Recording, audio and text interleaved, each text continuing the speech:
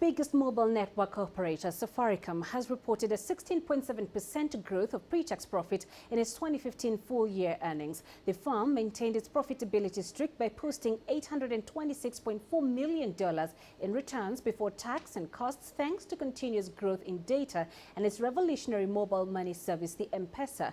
Revenue from the platform grew 19.8% due to an increase in the number of active customers.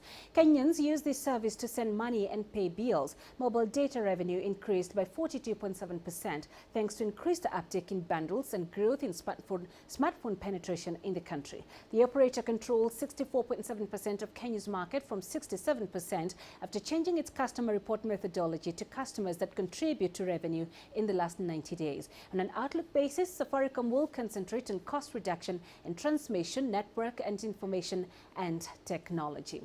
Now, earlier on, I spoke to the Safaricom CEO Bob Collymore, and I started by asking him what he attributes the continuing M-Pesa success to.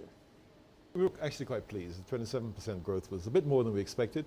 It's a couple of things. One is we've got a lot more customers, and the second thing is customers who are there are using it more frequently. So things like Leap on M-Pesa has really deepened the use of M-Pesa and made it more ubiquitous. A lot more customers are also using what we call C2B, so customers to bank and bank to customer transactions. Right, but M-Pesa service hasn't done that well down in South Africa. In fact, earlier this week, Vodafone, which owns 40% of Safaricom, did announce it was pulling out Safaricom from the South African market. What do you make of that?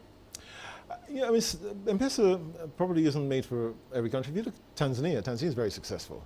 So they've got, several millions of customers, and we've been working closely with them and the management there. In fact, we've moved some of our people into Tanzania to help them out. And so it's worked well in East Africa, but in some other markets it's been a bit tricky. Right. So the proposed dividend payout really is 76 cents per share. That's quite a significant figure. How much of that is going to capital expenditure, and what will you spend on? So the dividend payout, I think, is the largest dividend payout in corporate history here in Kenya. And I think my team worked out that that's the equivalent of the well, more than the investment the government has made in secondary schools. We're going to be spending about 32 billion shillings in CapEx, in capital expenditure next year. And that's really going to do more of the same. So more 2G, 3G, 4G rollout, more fiber rollout, because we really do believe in democratizing this service for customers, and particularly democratizing data. Right. And what exactly are you betting on to drive growth looking at the next financial period? Data. I mean, we've seen a 4 to 3% growth this year. Last year it was also in the 40s. And we think that there's a lot more space. We've only got just under 8 million smartphones out of 25 million customers. So imagine if you can convert those customers to use of smartphones and data.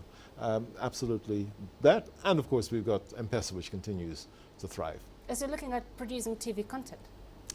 No, we want to be a partnership company. So we work with you, for example, to deliver your content in a number of ways, into the handset, onto the tablets, onto your TV. So we're open for business. We're open to work with content producers, but we've never really wanted to get into the content business. Safaricom CEO Bob Collymore was speaking to us a little earlier here in Nairobi.